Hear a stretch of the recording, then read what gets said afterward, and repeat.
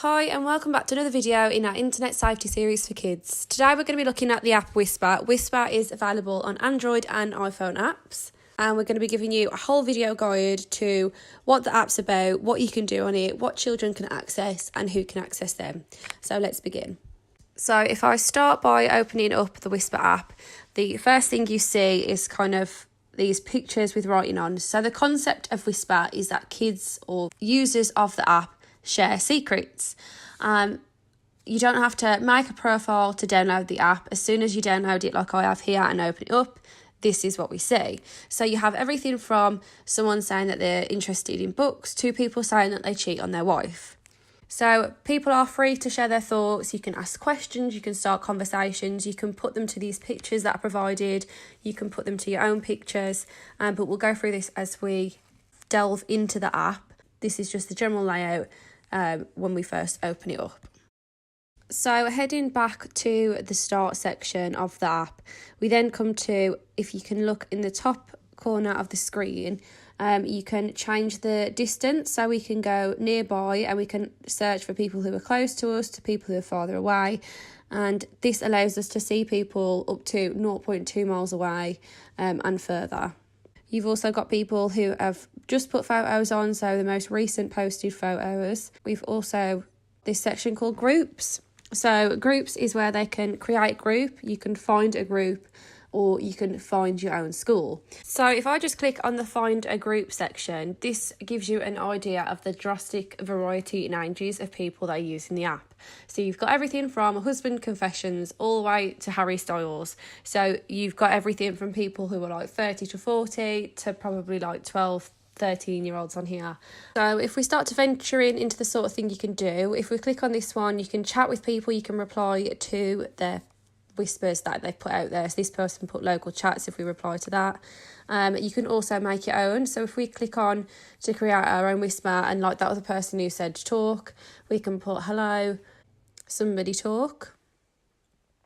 And then that gives us the option to either put our own pictures against it, or we can choose anything. So we'll go back and we'll just choose this Hello Kitty trainer one, because it's quite a young picture that somebody would use. You wouldn't expect like an old person to be using it, just to give you an idea of what's going to come back from us putting this out there.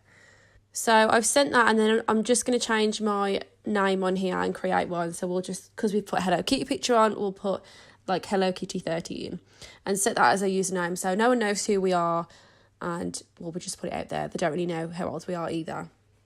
So then we're going to set our little bit of a bio up on the app. So we have to choose our gender, and then we have to choose our age. And across the bottom, there's no date of birth you need to put on. It's simply a selection. So it's the minimum age that we can click here is 15, which is obviously what they're recommending. But there's nothing to stop you if you're younger than that using the app. So we're going to go with 15 to see what we get back from putting that. So then, as you can see, in the time that it's taken for me to fill out that little bit of bio, we've already got 2 whispers back. So if we click onto the first person, this person is 26 to 29 saying, hey, how are you? And as you can see from the top, these messages are coming in and coming in. This person's 21 to 25 and they're from Florida. So they're literally the other side of the world. So you can have anyone contact you from down the road to Florida.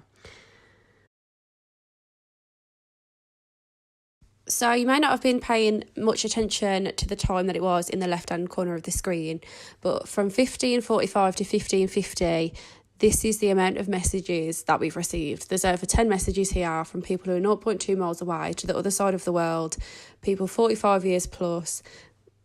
So we then left this for an hour and went back to it, and we can report that, just like you can see on the screen here, people were messaging us with all sorts of names. We had over 30 messages in an hour, and not one person was the same age range as us. They were all 20, 30, 40, 45 plus, sending explicit messages with explicit names in the titles, and there was no restriction as to how we could stop them from talking to us or to limit who we spoke to. So out of all the social media apps that we have looked at, this was probably one of the worst. It put kids at such a danger and such a risk, because I think they probably don't understand the dangers that come with this app.